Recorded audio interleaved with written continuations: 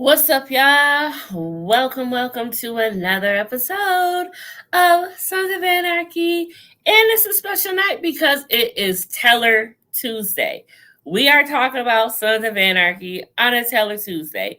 And I feel so bad that it's going to be a quick recap because, as you know, me and Dina just came from Dina's channel doing two shows in one. And it's been a long day, but we're going to keep our promise and give y'all what y'all want and what y'all need. So let me bring my girl on up. Miss Dina. Hey, boo, hey. Hey, boo, hey. Oh, I haven't seen you in so long. No. Well, how have you been? It's been so long. We have got to catch up and do lunch. Yes, I'm going to have my people call your people. Do that. We'll get together. We'll make it happen one way or another. And the Suns are still trying to make it happen one way or another as to getting Abel back. The Suns are in Belfast, and Jimmy is hot on their tail, and they know Jimmy is a rat at this point. Not a rat, but a badass dude who's doing messed up shit, and he must be handled. So here we are for Turas, Season 3, Episode 9. Air date November 2nd, 2010. Written by Kurt Sutter Story, and Chris Collins and Brady Dow wrote the teleplay. And this episode is directed by Michael Jamaica. Okay, Taurus is the 9th episode of the 3rd season of the FX original series, Sons of Anarchy, and the series' 35th episode overall. Okay. So the summary for this episode was the club embarks on a protection run with Sam Crow members being trapped in a warehouse laden with explosives. Sam Crow suspects that Jimmy was responsible for the attack. Hale employs Salazar to coerce the boxing gym owner, Lumpy, to sell his property, and latter in turn blackmails Hale to track down Tara, hoping to exact revenge against Sam Crow. Now we know that is not going to end well. Hey, lady D. Hey, girl. Hey. Welcome to. We will not be keeping you long here. We just getting through some things. So alone in St. Matthews, Jax reflects on his Father Ashby's offer. Father Ashby's offer. Suspicious of the priest's true motives, he calls Stahl and asks her to look into that IRA shot caller he tells her about Ashby's promise. So we know that Jax is still in cahoots with Stahl because he's got this little deal with her that they made. He made a deal with the devil, trying to keep Gemma out of jail for the moment because she don't ran away with him to Belfast. Lady, I'm already over this Irish version of our theme song, waiting for season 4 so we can get back to the original. Okay, lady, you know what? Her and BB waking up choosing violence. But I am right there with them because I do not like the Irish version. And I tried my hardest this time that we're watching. I'm like, okay, let me find a piccolo or something I like in this mug for make me like this shit. I don't like the Irish flute, whatever the hell is going on. But yes, I'm ready for my version back as well. It's almost like a sad wedding band trying to cover the song and make it their own or something.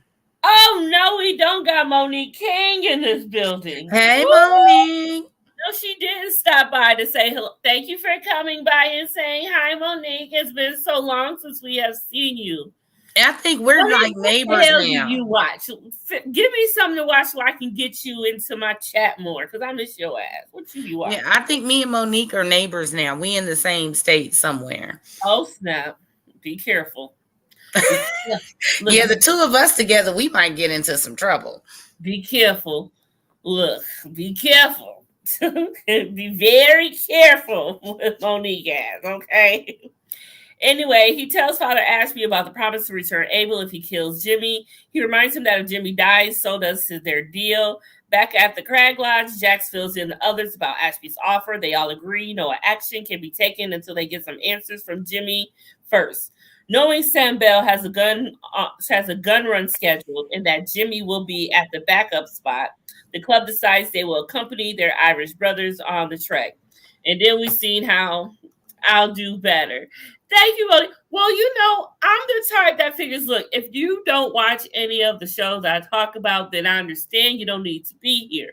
But that's why I always ask my followers, and what do you watch? What would you like to see me talk about? What would you like to see me and Dina do? Like, let us know. We want to cater to y'all. So tell us, look, customers always right. So what y'all be watching? I always love to know. That's why I be asking y'all, DM me what y'all watching, what's going on, so I can see what we can do together. Get it cracking. For sure. That's all it is. Just trying to get it cracking together. We're going to get through it one way or the other. So this bitch, she's catching on. She's catching on really good. That Stahl is on some BS. Mm-hmm.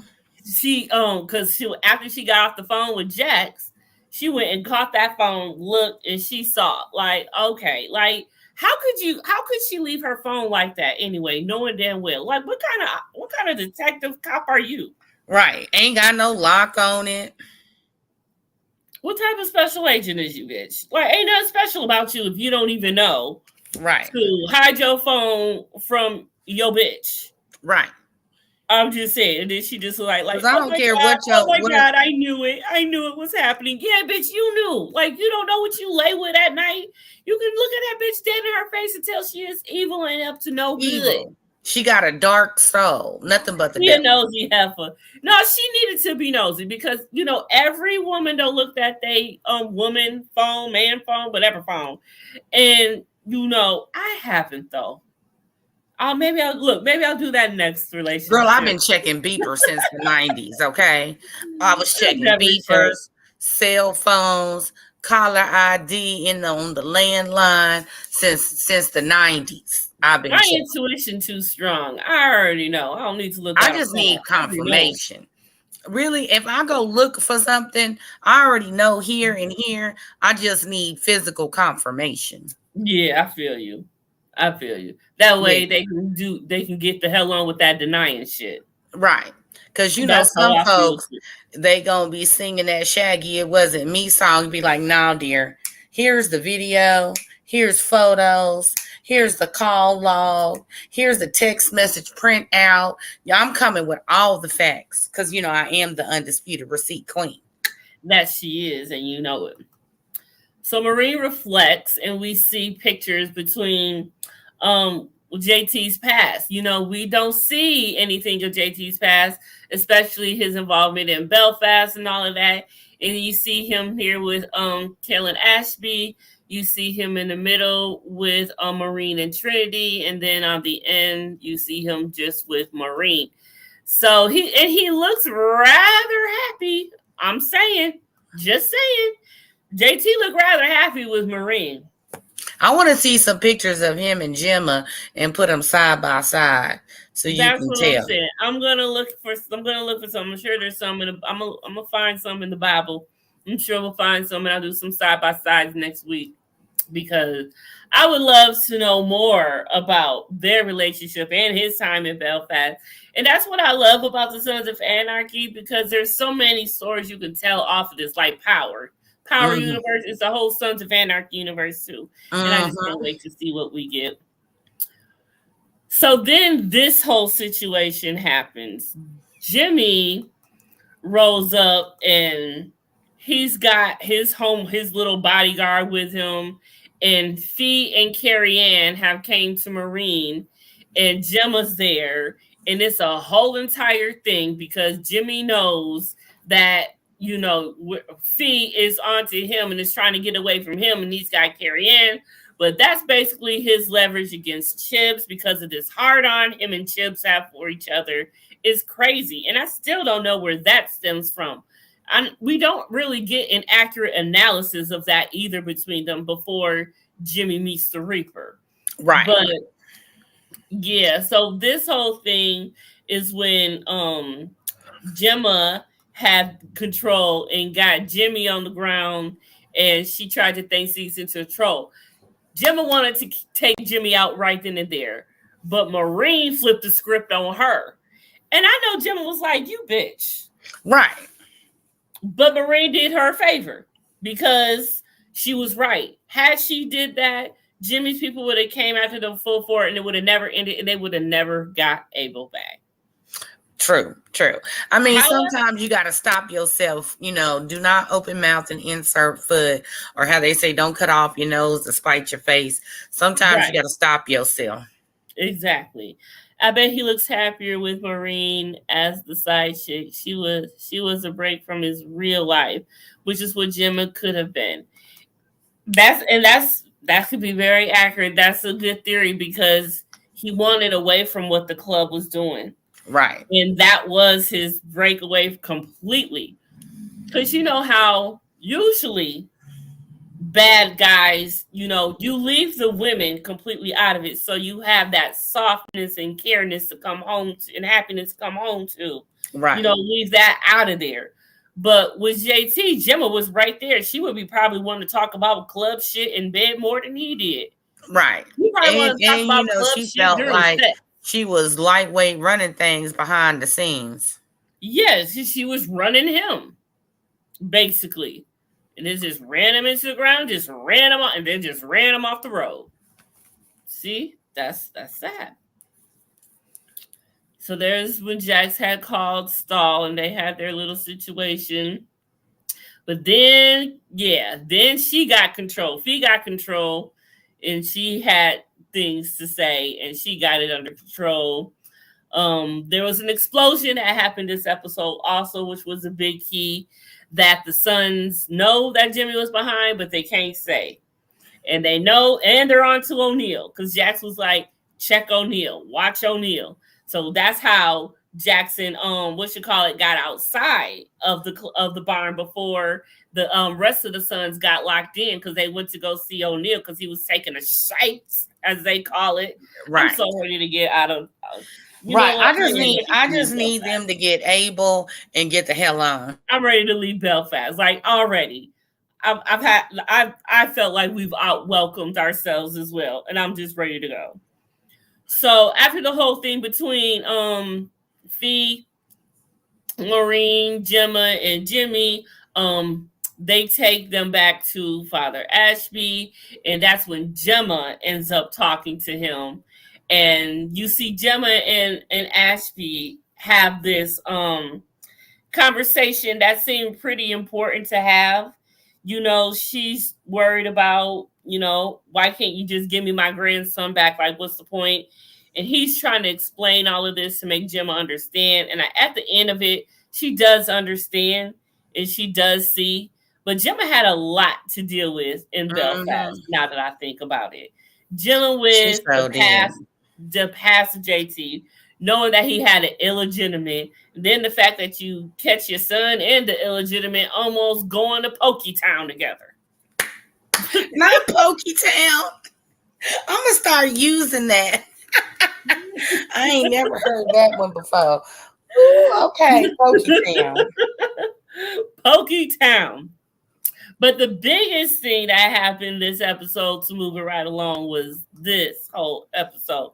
So, first of all, before we get to this, we see that Hale and Unser finally have a conversation after Unser has finally found out that Hale is trying to get all the properties on this street, knowing he's behind the gym owner being Glock some way, somehow.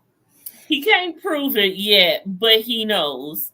And then here come my boy, Mr. Oswald. Y'all know I love me some Oswald. Oswald's back on the scene, y'all. And Hale tries to completely humiliate him and put him down because of the whole campaign that's going on. Letting him know, oh, you're running with the Sons and they're responsible for this, that, and the third. Trying to put a bum on him, but no one knows. So, yeah. So, at that point, that is when he comes to these mugs, the Calaveras, and he gets him to do all of this stuff to get up Lumpy and everything. But Calaveras got something on his own. For what they did to him, the Sons did to him, he wants information on Tara. he trying to hurt Tara. And so, obviously, as you can tell, he gets to Tara. So, Hale gave up that information. I don't even remember if Jax finds out that Hale's the one that gave him this information. And that, I don't even remember what happens to I Hale. can't. I'm like you. I can't remember either. I don't even remember what happens to Hale when he leaves and all of that. I honestly do not remember. But anyways, here they are, this moment. And again, I am sorry. Why did they pick her to play this part? She is nothing Jax would want. It's not believable to me. Well, you know what I think it is? This is what I think it is. Okay, she's not the slutty looking type. You know what I'm saying?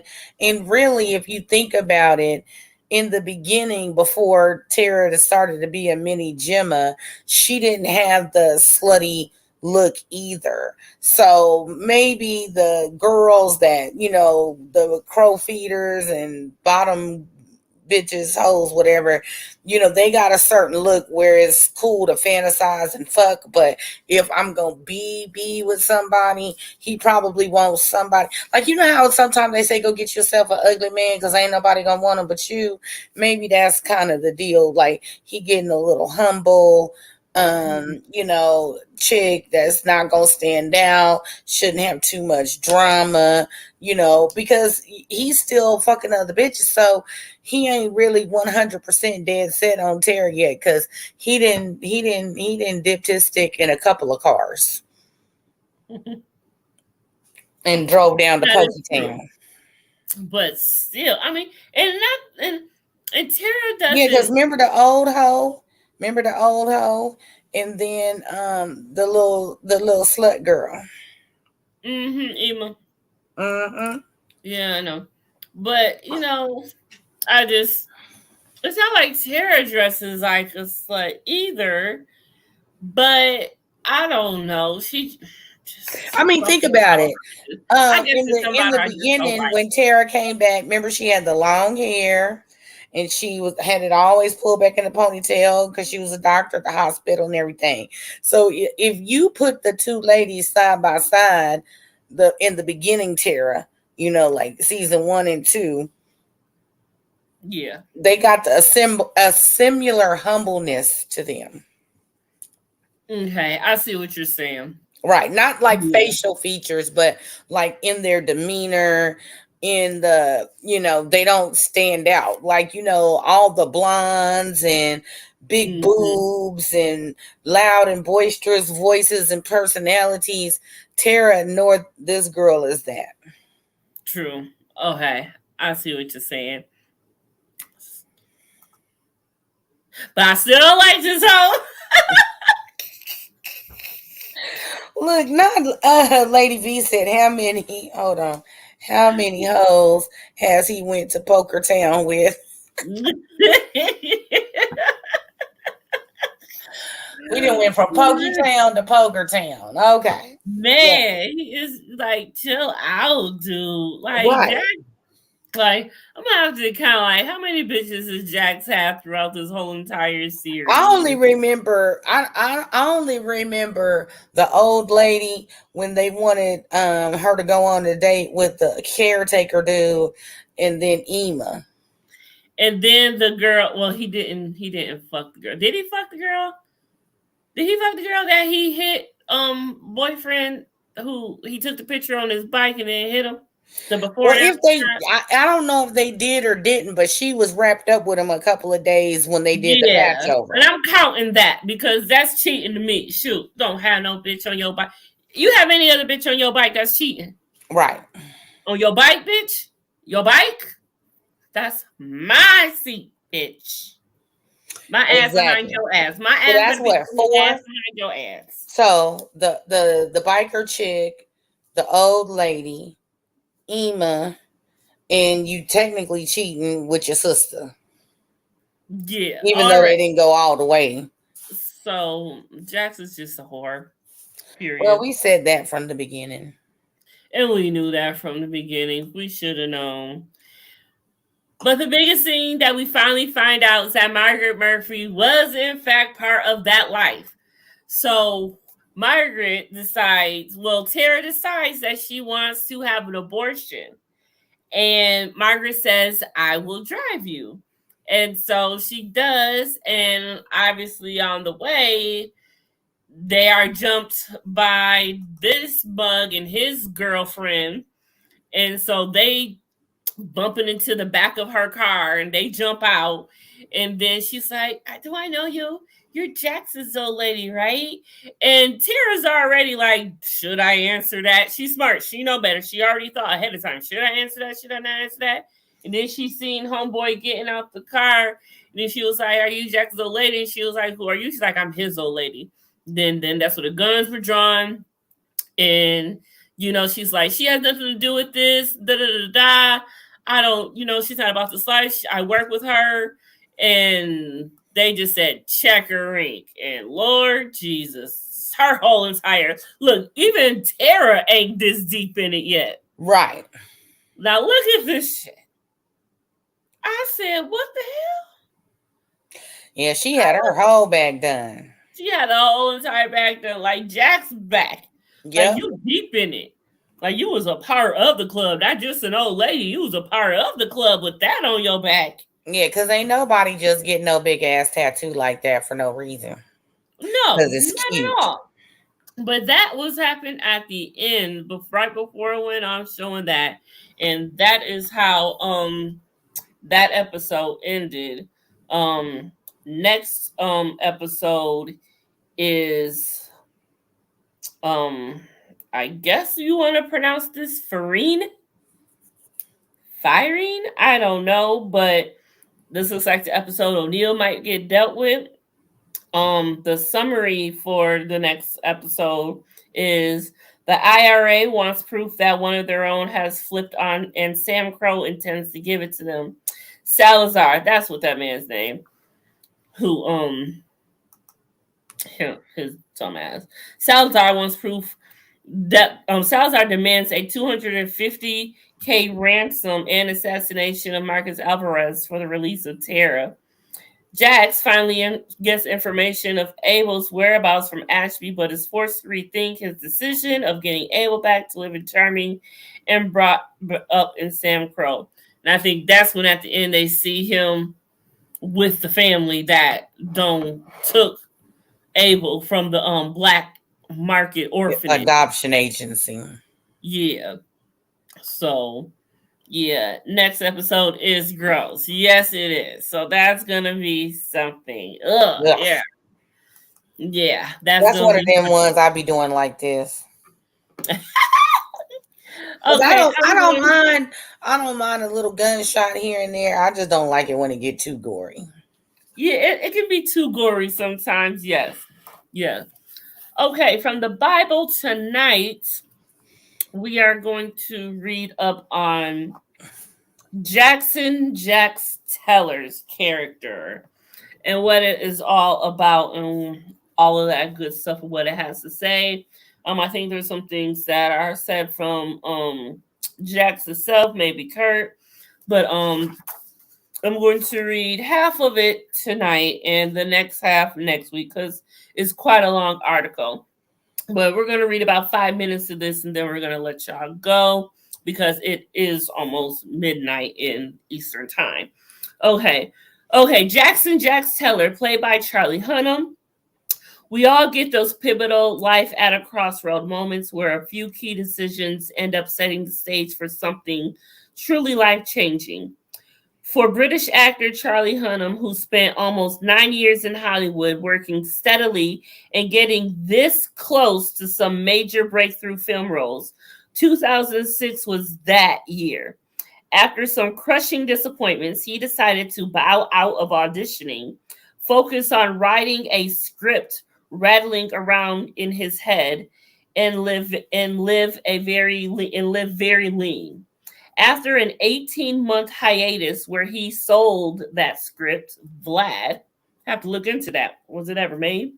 Hunnam emerged ready to brave auditions once again. The first thing to gain his attention was the television pilot for Kurt Sutter's new series, Sons of Anarchy. Hunnam laughs sheepishly and explains the Sun script was about 45 or 50 pages, while all other scripts were 120.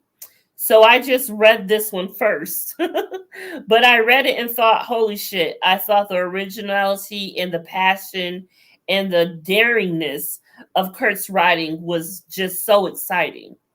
I felt like it was a world that I never seen before. It had such well-drawn characters, and I just felt really, really excited about it. The actor who also connected to the dysfunctional family dynamic at the core of the story because his own father, Billy Hunnam, lived life on the criminal fringe in their working class hometown of Newcastle upon Tyne in northern England. There are basically 2 or 3 career choices in Newcastle, Hunnam explains. You can work in a factory, you can work in a coal mine, or you can work in shipbuilder's yard. Or the fourth radical option was that you could just take matters into your own hands. And even if it is slightly illegal, you can reach for the stars, be your own man, and create your own destiny. My dad was hugely successful in actualizing the life he imagined for himself instead of just going down the path that most of those people were forced down. That was the certainty of a great reference point for understanding what these guys are like. The loyalty to family and to the idea that there is a mistrust of the police. The cause and effect of conflict in life is possessed in a completely different way. Charlie got his agent to ask for an audition for Sons, and it turned out Sutter was very familiar with the actor's work in the indie film The Green Street Hooligans. In it, Hunnam spoke with thick Cockney accent, so Sutter was concerned if he could pull off an American accent well enough. It was obvious a big question, particularly in a world like Sons of Anarchy, which is so Americana. It's funny to prep. I was running Hamlet's, okay, I don't know this word. Oh, I do. Soliloquies in the American dialect, because I always figured if you can speak Shakespeare in an American dialect, you can do pretty much anything in an American dialect. On the day of the audition, he continues, I was doing Hamlet's speech in the waiting room before I went in to meet Kurt. He came out. I guess he was going to the bathroom or something. And he kind of smiled at me and said, is that Shakespeare? I said, yeah, it's one of the Hamlet soliloquies. He just kind of smiled and went on his way. Through the course of our conversation later, he explained to me that basically what he was trying to do was tell the story of Hamlet set against the backdrop of motorcycle clubs in contemporary America. Whether you believe it, fate or not, Hunnam landed the accent and the role of Jack Teller. The actors laughed a little when he added, I think every actor's dream of playing Hamlet at some point in his career, and I feel like I never get to actually play him. I've done a pretty cool version of it in our own way. And I will stop there and continue. That is cool that they was on the same page. Huh? Like they was on the same page. Yeah, Jack had no idea exactly. That while he's reading Hamlet, that he's about to go audition in there and audition basically for a Hamlet role. So it was like perfect for them. Yes. So yes, that will do it for this episode of Sons of Anarchy. We did it in a half an hour, which is not bad at all. No, girl, we've been humping today, boy. We still gave y'all what you needed. We balled today, girl. We did our thing. Because we did 30, 30, and 30. We blog today. Our mentor would be so proud. I bet she is.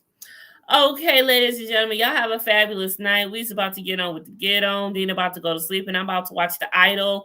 I will be doing the Idol tomorrow morning at 11:05 a.m. Eastern Time. Y'all need to get into it. This crazy ass show. This is the 3rd episode.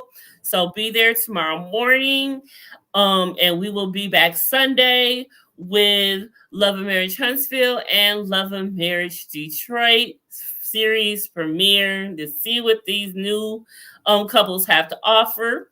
But make sure y'all check in. Also, Dina has Word on the Street back, and she also has Self Care Sunday back.